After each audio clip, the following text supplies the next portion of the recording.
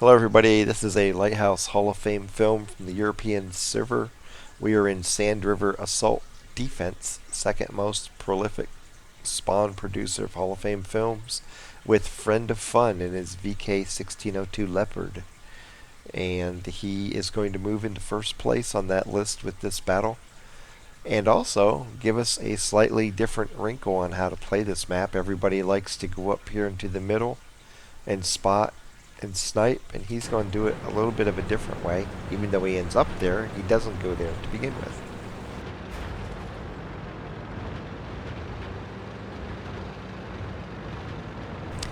He's going to move over here to this balcony on the east in the beginning and spot from there.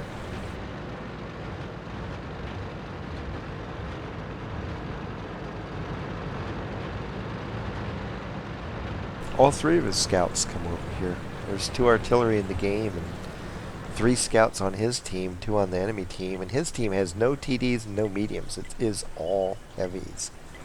Enemy team has a better mix. They have 3 mediums and 3 TDs to complement the heavies. For his team, it's not really that bad. Playing defense, having all those big heavy tanks with good guns is a good deal. You can see he gets a lot of spots. Trouble with being over here is once you get spotted, you pretty much have to leave if you want to stay alive. If you start trying to get concealment and pop back up over here, you usually don't live very long.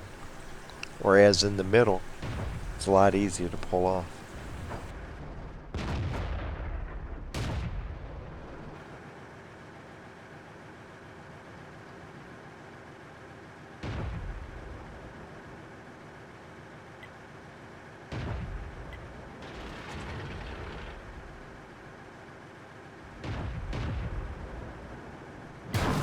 And now he's spotted again and takes a shot. He's just going to back out and go, it looks like somewhere else. After he gets done knocking down palm trees. Looks like he's going to move over to the middle now.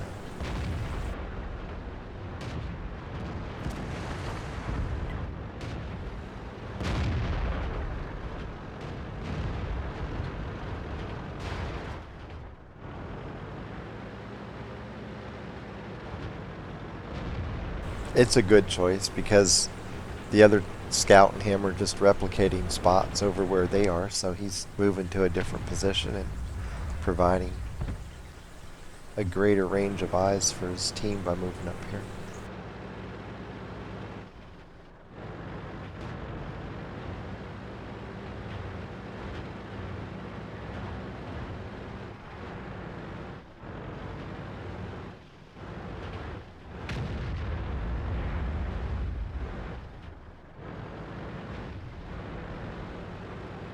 At the moment, they look like they're set up really well. Good defense to the east, 4 heavies defending the west.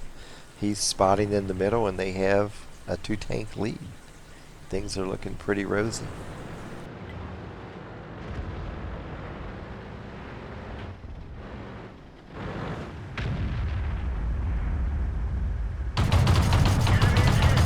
We didn't even scratch them. Penetration.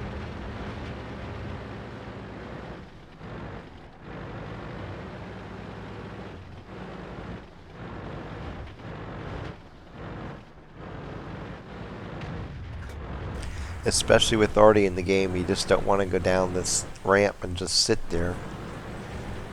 Because if you sit still, you're inviting disaster. Without Artie, you can get away with doing it. Artie in the game, you got to keep moving when you get concealment back.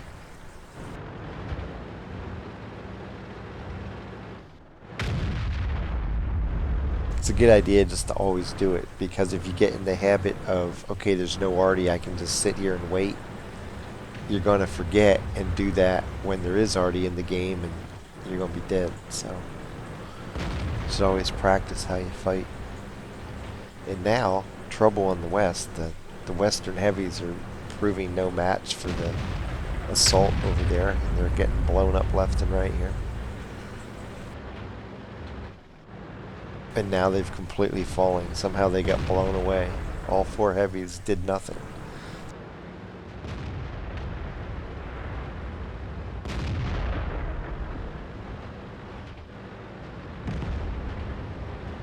Oops, and here comes the 3001. Trying to chase him out of the middle. He's backing up. It's kind of subtle. You may not understand what he's doing here, but watch what happens. The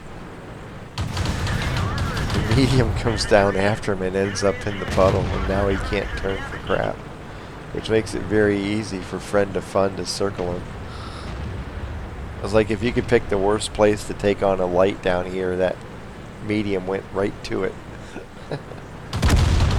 And he dies because of it. It only does, I don't think, any damage to Friend of Fun at all, which is just horribly bad play. But it's all because once he come down the ramp, he couldn't get stopped. He ended up right in the puddle trying to traverse, which is like, okay. The only way to make it worse is to do it in a swamp somewhere. Now look at this. Behind him, E25 and IS both extremely low hit points, and he recognizes that, and he's going to go over there and try to take him out, probably thinking, hey, I can kill both these guys on one clip. He's reloading and evades the shot from the IS, so he's going to come down here, wrap around the building, and he'll be reloaded by the time he gets there. The E25's coming. He's going to be too late. This is going to be kill one, then kill the other. Same clip. Here we go. Bam, 2 kills, 1 clip. There goes the enemy team's attack on the western flank, taken out by a light in 1 clip.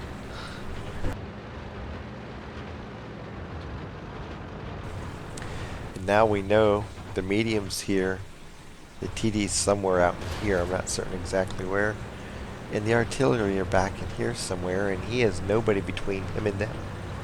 Have a decent defense left on this side, so I think he's going to go search out the artillery.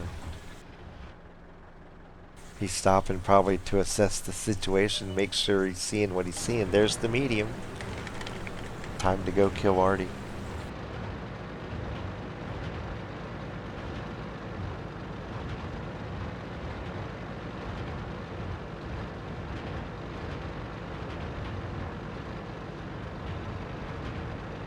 And there's the 152. So he has a clear path directly into the Artie. Pretty much no matter where they are along the north, he'll be able to go up there and find them.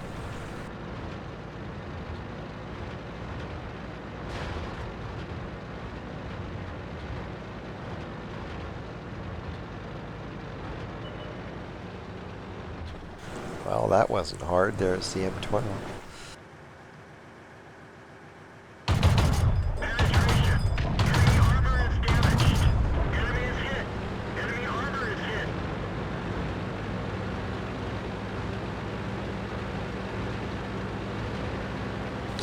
He had the time, so with the autocannon, instead of just dumping the clip as fast as he could and spraying shots everywhere, he took little pauses in between shots and let it aim back in a little bit to increase the accuracy of his shooting. And the guy dies fairly easily. Now where's the grill? He's reloading, so he doesn't want to just charge into where he thinks he is. And once he's loaded, he pulls up and starts hunting for him. Ooh, there he is. The girl's coming back to try to catch him. Didn't work. Now just the 152 left.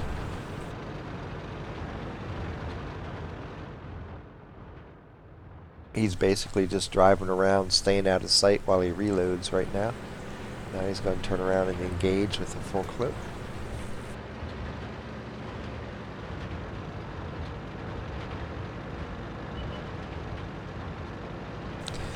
.152's kind of confused about which way he should be facing because he has threats on both sides of him. When you're a TD in sand and you have people coming at you from 2 different ways, it's not a good feeling. So Friend of Fun's trying to make a circle around and hopefully pop up to his side or rear. And he finds out the 152 charged where he thought Friend of Fun was. And now he's toast. There's no way he's going to be able to spin around in time. Or he just move to his rear while you reload, and it's going to be iffy whether he can take him out next clip. It's going to be real close to whether he can do it or not. He may have to reload it a second time.